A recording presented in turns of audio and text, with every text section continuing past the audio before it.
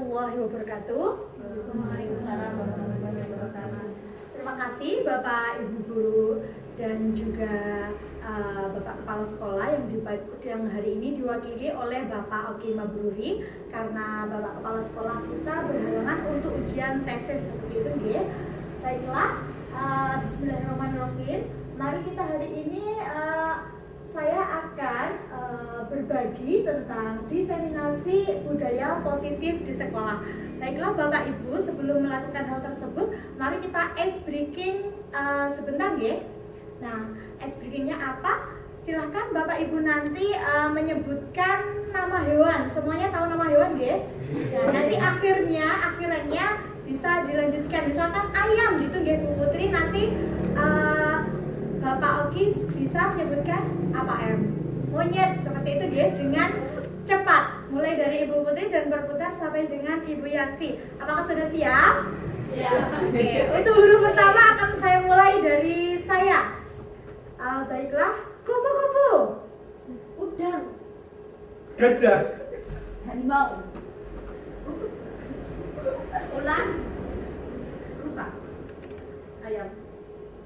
Monyet. Alhamdulillah teman-teman semuanya.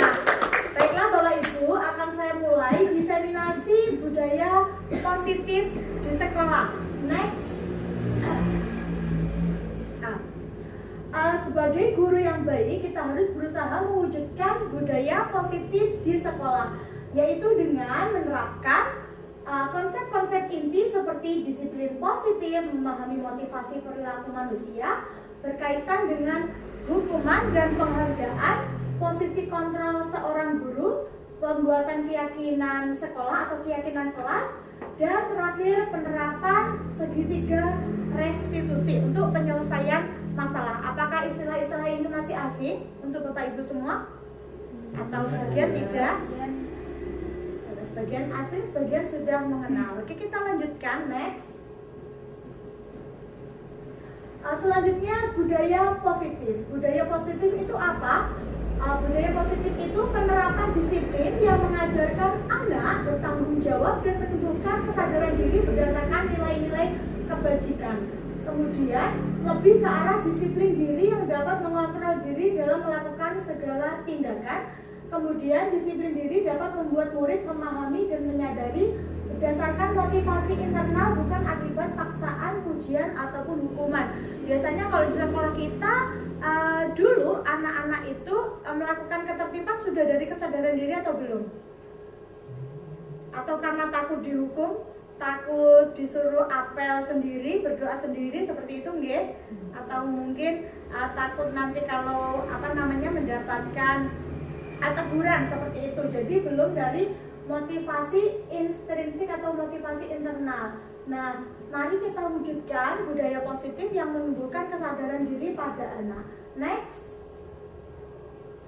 Nah, selanjutnya setelah budaya positif yang harus kita ketahui adalah motivasi perilaku manusia. Jadi motivasi perilaku manusia itu ada 3. Yang pertama, untuk menghindari ketidaknyamanan atau hukuman.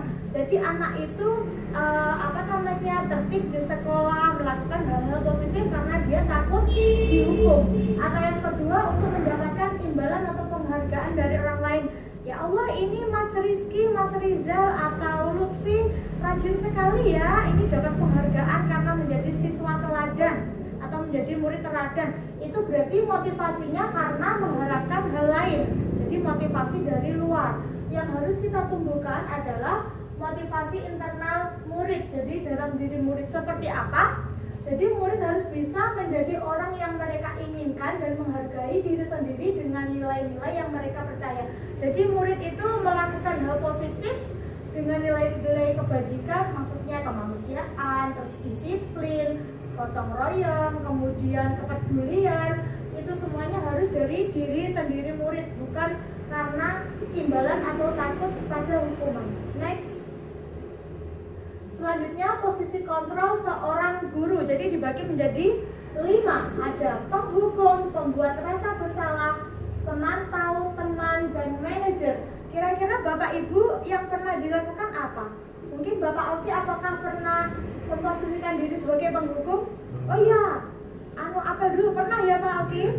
Atau mungkin Bu Titin sebagai apa kira-kira yang pernah dilakukan? Penghukum, pembuat rasa bersalah, misalkan seperti ini. Ya Allah kalian, Bu ya tepat waktu, jangan terlambat. Nanti saya dimarahi kepala sekolah. Apa tidak kasihan dengan ibu guru? Seperti itu membuat rasa bersalah. Jadi seolah-olah murid itu merasa bersalah karena tidak membantu gurunya untuk tertib seperti itu. Nah, kalau pemantau itu diberi konsekuensi. Wah, kalau kamu tidak mengerjakan tugas tepat waktu, nanti saya tambahi tugas ya, itu pemantau. Apakah pernah seperti itu? Di sekolah kita pernah ya, kalau telat mengerjakan tugas. Kemudian sebagai teman, itu kita lebih berkomunikasi sebagai teman. Kalian jangan terlambat lagi. Jadi sebenarnya juga tahu sih seperti itu. Jadi lebih seperti teman. Kira-kira sebagai penghukum, pemantau atau pembuat rasa bersalah ini apakah sudah positif? Yang paling positif yang mana kira-kira? Apakah guru sebagai penghukum itu tepat? Kurang tepat, kira-kira seperti itu. Mungkin next. Nah, kalau dijabarkan penghukum itu biasanya menghardik, menunjuk-nunjuk, ya kan? Kamu ini dan seterusnya, itu termasuk identitas gagal. Jadi itu tidak tepat untuk dilakukan oleh guru. Kemudian pembuat rasa bersalah, berceramah menunjukkan kekecewaan. Ibu guru kecewa, kamu terlambat seperti ini dan sebenarnya tidak pernah masuk sekolah. Itu pembuat rasa bersalah, itu juga identitas gagal karena perilaku kontrolnya negatif. Yang positif apa? Yaitu sebagai teman, pemantau dan manajer. Karena itu identitasnya adalah berhasil. Kita tidak boleh lagi menghardik siswa. Mungkin next. Nah, kemudian posisi kontrol guru yang harus diterapkan itu yang paling tepat adalah sebagai manajer. Jadi guru berbuat sesuatu bersama murid, mempersilahkan murid mempertanggungjawabkan perilakunya, mendukung murid agar dapat menemukan solusi. Jadi bukan kita yang memberi solusi, tapi murid diarahkan untuk menyelesaikan masalahnya sendiri. Jadi kita sebagai penghukum, pembuat rasa bersalah itu seharusnya sudah tidak dilakukan lagi. Kemudian posisi manajer mengacu pada restitusi yang dapat menjadikan murid sebagai manajer bagi dirinya sendiri, sehingga tercipta identitas positif atau berhasil. Apakah Bapak Ibu guru semuanya siap untuk menjadi manajer pada murid dan meninggalkan kebiasaan kita sebagai penghukum dan pembuat rasa bersalah? Insyaallah siap ya. Oke, next. Nah, selanjutnya keyakinan kelas atau keyakinan sekolah. Jadi kita bersama murid seharusnya membuat keyakinan kelas, kita membuat kesepakatan bersama gitu ya.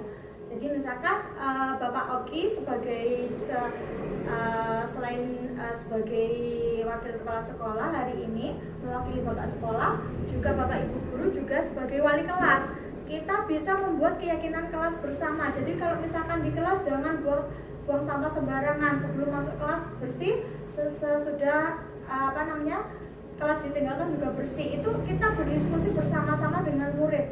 Jadi dibuat seperti poster, nanti bisa ditempel. Jadi keyakinan kelas itu dibuat antara guru dan murid, bukan hanya murid yang diberi tanggung jawab, tetapi guru juga punya tugas, murid juga punya tugas. Kita next. Contoh keyakinan kelas. Jadi next. Nah, ini keyakinan kelas yang sudah saya buat untuk melengkapi LMS, bisa dilihat next yang sudah saya buat. Jadi bersikap positif, tampak seperti datang tepat waktu. Ini untuk kelas saya ya. Menyapa dan mengucapkan salam pada teman dan guru, tidak hanya pada guru tapi juga pada teman. Menjaga kebersihan, maksudnya ini sebelum dan sesudah kelas selesai harus sudah bersih. Aktif dalam kegiatan pembelajaran, jadi tidak ada yang tidur di kelas, semuanya aktif. Terus tidak merokok di sekolah, karena kita siswa SMK. Terus banyak santri-santri pondok biasanya suka merokok gitu nggih. Tapi harus kita membuat kesepakatan kelas dengan siswa-siswi kita bahwa merokok tidak bisa dilakukan di sekolah. Next. Jadi ini percaya dan menghormati orang lain dan barang miliknya. Jadi keyakinan kelas yang dibuat antara kesepakatan guru dan murid ini dapat dilakukan bersama-sama. Jadi bisa bertutur kata sopan dan santun, berteman dengan siapa saja seperti ini, tidak tampak seperti apa, berkata kasar dan kotor. Jadi nanti ini bisa kalian desain, Bapak Ibu desain dengan siswa-siswi wali murid wali kelas masing-masing sesuai dengan tata tertib di sekolah. Bisa dikembangkan sendiri menjadi keyakinan kelas dengan bahasa yang positif. Next lagi. Next juga, ini masih keyakinan kelas diperinci. Kemudian selain kita menerapkan, kita membuat keyakinan kelas, terus mengambil posisi kontrol sebagai apa tadi? Manajer. Kemudian dalam penyelesaian masalah kita harus menggunakan segitiga restitusi. Segitiga restitusi itu mencakup yang pertama, prosesnya adalah menstabilkan identitas, validasi tindakan yang salah, dan menanyakan keyakinan. Tujuannya apa? Menghasilkan murid yang mandiri dan bertanggung jawab. Jadi punya motivasi internal. Next. Nah, berikut segitiga restitusi. Jadi misalkan ada siswa kita misalkan bolos seperti itu, kita harus menstabilkan identitas. Kita harus menjelaskan bahwa setiap orang itu pasti pernah melakukan kesalahan seperti itu. Kamu bukan satu-satunya yang pernah melakukan kesalahan ini. Jadi bukan seolah-olah siswa ini adalah sepanjang hidupnya adalah salah. Tapi kita terangkan semua orang pasti membuat kesalahan. Terus kita tanyakan apakah benar membolos seperti itu ya. Jadi kita menstabilkan identitas. Jadi tidak boleh kita menghakimi murid itu salah seperti itu. Kemudian validasi tindakan yang salah itu, adakah cara yang lebih efektif untuk mendapatkan apa yang kamu butuhkan? Kamu tentu punya alasan mengapa melakukan itu. Jadi siswa ditanya, kenapa kamu membolos? Apa alasannya? Mungkin siswa kita mau buru-buru pulang karena mungkin sakit perut, tidak sempat untuk izin dan seterusnya. Itu kita harus tanyakan sedetail mungkin. Jadi sebagai manajer kita harus berkomunikasi dengan murid. Kemudian keyakinan kelas apa yang telah kita sepakati? Tadi kan sudah membuat keyakinan kelas toh, bahwa datang tepat waktu, aktif di kelas dan tidak membolos, mungkin seperti itu nggih. Jadi siswa nanti sadar, oh saya harus disiplin, misalkan seperti itu, tidak membolos. Nanti keyakinan kelas kan bisa ditambahkan lagi yang banyak seperti itu, tapi cuma beberapa. Nah, terus kamu ingin menjadi orang seperti apa? Kita tawarkan solusinya. Solusinya seperti apa? Kalau kamu tahu itu salah, solusinya seperti apa? Jadi siswa nanti akan menganalisa kenapa. Oh, kalau perutku sakit berarti nanti saya pesan ke teman dulu, nanti balik lagi kalau misalkan anak pondok seperti itu. Gitu nggih. Jadi lebih ke komunikasi, tidak boleh menghadik, menghukum dan seterusnya. Next. Nah, penerapan segitiga restitusi. Mungkin ini akan ditampilkan contoh video penerapan segitiga restitusi. Next, Mas Ulin. Sama klik. Kembali lagi. Back. Ini sama klik. Soalnya tidak otomatis. Saya buat klik. Siti, Bu Guru dengar dari Guru Piket, kamu hari ini memakai sandal jepit ke sekolah, apakah benar? Iya, Bu. Sudah berapa kali kamu tidak memakai sepatu ke sekolah, Siti? 2 kali, Bu. Kenapa Siti ke sekolah tidak memakai sepatu? Apa bisa dijelaskan sama Ibu? Soalnya sepatu Siti basah, dari kemarin hujan terus, jadi Siti pakai sandal saja. Oh begitu, kemarin Ibu waktu pulang sekolah juga hujan deras. Jadi Ibu sangat mengerti dengan apa yang Siti rasakan. Lalu ketika hujan apa yang kamu lakukan dengan sepatu kamu, Siti? Ya sudah terlanjur hujan, ya saya pakai saja, Bu. Mau saya jemur besoknya juga hujan lagi. Ya sudah saya pakai sandal saja, soalnya sepatu sekolah saya ya cuma satu itu, Bu. Oh begitu, Ibu sangat menghargai perbuatan kamu. Meskipun sepatumu basah, kamu masih tetap masuk sekolah dan tidak menjadikannya alasan untuk bolos sekolah. Namun, sekarang mari kita pikirkan apakah tindakan Siti memakai sandal ke sekolah sebagai pengganti sepatu sesuai keyakinan kelas kita? Tidak, Bu. Menurut kamu keyakinan kelas apa yang sudah dilanggar? Disiplin. Seharusnya saya memakai atribut lengkap dan bersepatu ketika belajar di sekolah. Iya, betul sekali. Baiklah Siti, tidak disiplin itu suatu kesalahan bukan? Iya, Bu. Yang perlu Siti ketahui, membuat kesalahan itu manusiawi. Yang paling penting kita bisa belajar dari kesalahan dan bisa memperbaikinya. Apakah Siti setuju? Setuju, Bu. Kira-kira apa yang akan kamu lakukan untuk mengatasi masalah ini, Siti? Saya akan menyiapkan tas kresek ketika pergi ke sekolah. Jadi ketika hujan saya dapat melepas sepatu saya dan menyimpannya dalam tas sehingga tidak terkena air hujan. Saya juga bisa melepas sepatu saya dan meninggalkannya di loker, Bu. Jadi tetap aman dari hujan. Tepat sekali tindakan kamu, Siti. Jangan lupa besok pakai sepatu ya. Ya, Bu. Tetap semangat. Sekarang silahkan kamu kembali ke kelas, Siti. Baik, Bu. Lalu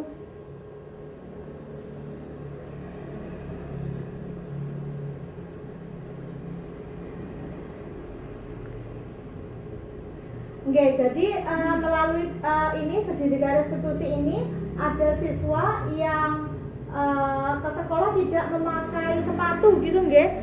Ketika ke sekolah tidak memakai sepatu, jadi saya melakukan segitiga restitusi. Yang pertama saya lakukan adalah menstabilkan identitas. Saya menanyakan apakah siswa tersebut benar tidak masuk sekolah seperti yang dikatakan ketua kelas dan guru piket, gitu nggih. Ternyata siswa tersebut menyatakan bahwa itu benar. Kemudian saya menjelaskan bahwa apa yang dilakukannya itu adalah manusiawi seperti itu, karena semua orang itu pernah melakukan kesalahan. Kemudian saya menanyakan alasannya. Alasannya adalah karena hujan, kemudian sepatunya hanya satu dan tidak bisa memakai sepatu di hari itu. Lalu saya tawarkan solusi apa keyakinan kelas apa yang sudah dilanggar, yaitu disiplin karena harus memakai attitude dekat dan bersepatu. Kemudian siswa saya tanyakan solusinya apa atas apa yang sudah dilakukan. Nah, solusinya siswa itu menjawab nanti kalau hujan dia akan menyiapkan tas kresek atau meninggalkan sepatunya di loker agar sepatunya tidak basah lagi. Jadi apakah bisa dipahami untuk proses segitiga restitusi ini? Oke, baiklah Bapak Ibu, apakah Bapak Ibu nanti siap untuk membuat keyakinan kelas, memposisikan diri sebagai manajer, dan juga menerapkan segitiga restitusi di sekolah kita untuk menumbuhkan budaya positif? Siap, G? Nah, kira-kira untuk hari ini begitu yang saya sampaikan. Mari kita bersama-sama nanti untuk mewujudkan budaya positif di sekolah. Hal yang pertama yang bisa kita lakukan adalah membuat keyakinan kelas bersama murid, memposisikan diri sebagai manajer, dan mengatasi masalah dengan segitiga restitusi. Dari sini apakah ada pertanyaan dari Bapak Ibu sekalian? Silakan Ibu Indah, apakah ada pertanyaan? Oke, bisa dipahami nggih? Jika sudah, mari kita ucapkan hamdalah bersama untuk diseminasi budaya positif pada pagi hari ini. Alhamdulillahirabbil alamin. Terima kasih Bapak Ibu semuanya. Wassalamualaikum warahmatullahi wabarakatuh.